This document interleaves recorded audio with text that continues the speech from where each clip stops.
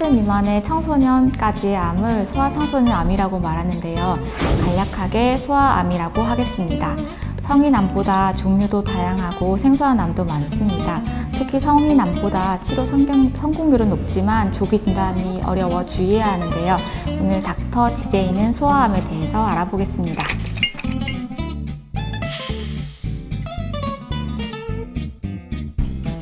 소아암에 대해 알려주세요.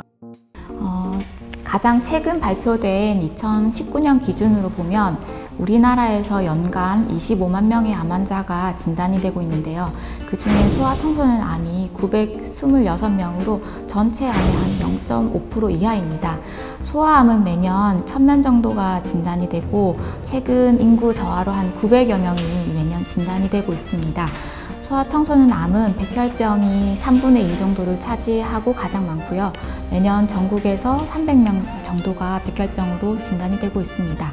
다음으로는 림프종과 뇌종양이 약 10% 이상, 각각 10% 이상 차지해서 매년 100명 이상의 환자가 진단되고 있고요. 그 외에는 복부에 주로 발생하는 신경모세포종, 간종양, 콩팥 종양, 생식세포 종양 등이 있고 뼈나 연부조직에 발생할 수 있는 골종양, 연부조직 종양, 그리고 눈에 발생하는 망막모세포 종양 등이 소아청소년 시기에 나타날 수 있는 종양들입니다. 성인암과 소아암은 어떻게 다른가요? 성인에서 발생하는 암과 소아암에는 여러 측면에서의 차이가 있습니다. 첫 번째로는 가장 중요한 차이라고 할 수 있는데 종양의 종류가 매우 다른 것인데요.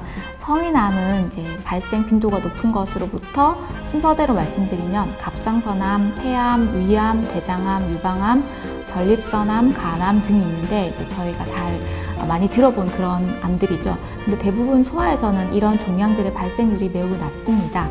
소아에서 흔히 발생하는 암 중에서 1, 2, 3등이 백혈병, 림프종, 뇌종양인데 이는 성인에서도 드물지 않게 발생하는 암들이지만 그 외에 종양들은 대부분 소아기에만 발생하는 암들입니다. 아이가 소아암 진단을 받았습니다. 제가 아이를 임신했을 때 뭔가 잘못 먹어서 그런 게 아닐지 이 예쁜 아이가 고통받는 게 너무 속상합니다. 아이와 가족 모두 어려운 상황에 있을 것으로 생각이 됩니다.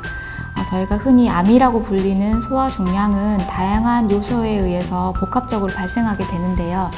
우리 몸에서 세포 분열을 계속하고 있는 그런 미성숙 세포라는 것이 있습니다. 이 미성숙 세포에 여러 개의 돌연변이가 한 세포에 누적이 돼서 암이라는 것이 결론적으로 발생하게 되는데요. 이런 요소에는 비교적 잘 알려져 있는 방사선, 벤젠과 같은 발암물질, 항암제 등의 세포 독성 물질들이 있습니다. 그래서 대부분 암이 발생한 경우에 한 가지의 명확한 선행 요인을 찾을 수 있는 경우보다는 찾기 어려운 경우가 훨씬 더 많이 있습니다. 이는 환경에서 노출되는 다양한 상황에 의한 것으로 추정이 되는데요. 가족분들의 사소한 잘못을 아기의 암이 발생한 것으로 오해하거나 걱정하실 필요는 없다고 생각이 됩니다. 완치율은 어떻게 되나요? 최근까지 우리나라에서 전체 소아암의 평균 완치율은 85%가량이라고 말씀드릴 수 있을 것 같습니다. 이는 평균적인 상황이고요. 종양의 종류와 또 병기에 따라서 상당히 다른데 예후가 좋고 일찍 진단된 경우에는 완치율이 95% 이상인 종양도 있고 늦게 발견이 되거나 굉장히 종양이 자체가 악성도가 높은 종양인 경우에는 아직까지도 완치율이 20, 30% 미만인 경우도 있습니다. 자가진단 방법을 알려주세요. 제도적인 검진이 없기 때문에 조기 발견에 어려움이 있습니다. 그래서 가장 현실적인 방법은 관심을 가지고 빨리 의심하는 것이라고 할 수 있는데요. 잘 인지할 수 없는 그런 증상의 종양들인데요. 몇 가지 말씀드리면 망막에서 생기는 종양 같은 경우에는 아기가 영유아 때 주로 발생하게 되겠고 아기 눈이 동공이 하얀색으로 보이는 게 특징적입니다. 그래서 어느 연령이든 마찬가지지만 복부에 덩어리가 만져지는 게 또 특징적인 증상입니다.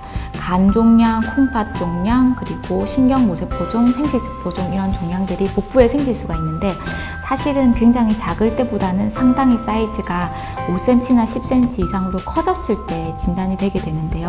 그럴 때는 배에 단단한 덩어리가 만져진다든지 배가 이렇게 조금 다른 아이들에 비해서 볼록하게 부르다든지 이런 특징이 있어서 그런 경우에는 진료가 필요하고 초음파 검사 등이 필요합니다.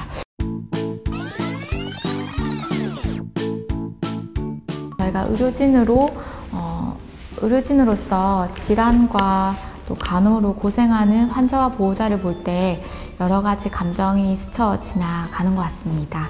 아픈 환자와 가족을 볼 때 또 어려운 시기를 보내는 분들 옆에서 일은 하지만 그 수고와 아픔을 내가 다 이해할 수는 없겠구나 하는 생각이 큽니다.